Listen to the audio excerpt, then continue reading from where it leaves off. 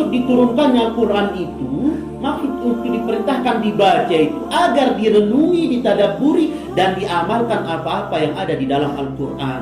Itu tujuan Al-Quran, bukan hanya untuk sebagai media baca. Ya memang ada pahala besar daripada membacanya saja. Bukankah kita membaca Al-Quran kemudian dapat jaminan dari satu huruf ada 10 kebaikan? Kemudian kalau kita belajar Al-Quran, wa yatata'ta fi qiraati, terbata-bata dalam bacaannya, falahu ajran, dapat 2 pahala. Apalagi kemudian kalau kita tadabburi, kita renungkan, kita amalkan, maka lebih daripada itu yang kita dapatkan, bukan hanya untuk membaca. Sehingga sebagian qalla minan nasi may yaqra'ul Qur'an li hadzal gharad. Banyak orang-orang yang membaca Al-Quran itu hanya untuk cari berkah dan dapat pahala doang. Innama yaqra'una littabarruk, mereka hanya membacanya untuk cari berkah tadi, atau litalazzudi bi sautil qari, atau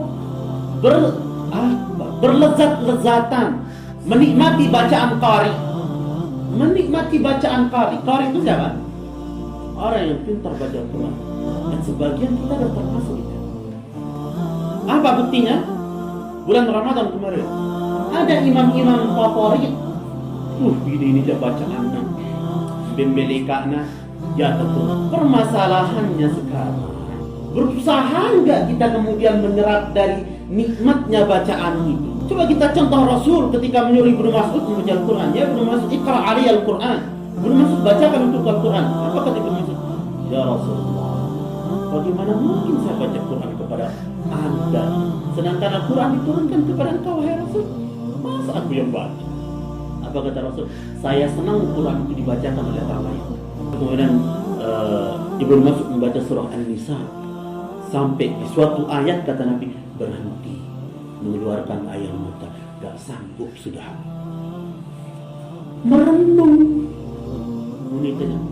Akhirnya ayat neraka yang dibaca oleh imam yang bagus bacaannya itu geleng-geleng, masya Allah bagusnya. Neraka. Ya Allah.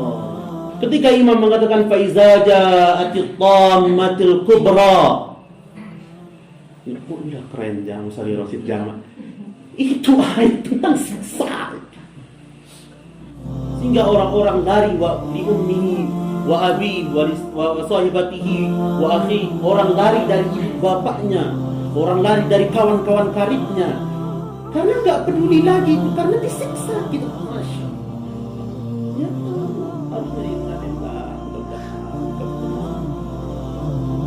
sehingga ada imam yang nangis, dibilang lebay, kebok imam, kemenyek bahasa Jawa, berlebih-lebihan.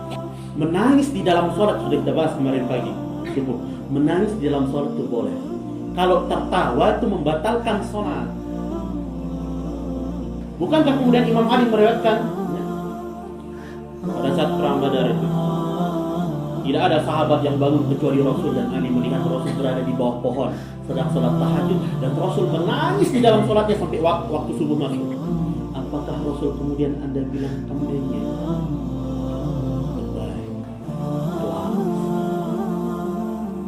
Orang nangis karena ngerti apa yang dia baca. Kalau Anda kan geleng-geleng karena Musyari Rasidnya, karena Abu Usamahnya.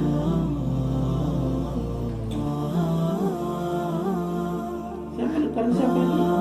Karena Muhammad Toha Al-Junaid. Imam Qari. Bagus itu untuk menarik minat. Kan memang Al-Quran itu harus dibaca dengan suara yang terbaik. Yataghanna bil Quran itu menyanyikan bacaan, bukan menyanyikannya, memperbagus, mempercantik bacaan Al-Quran itu sesuatu yang diaturkan.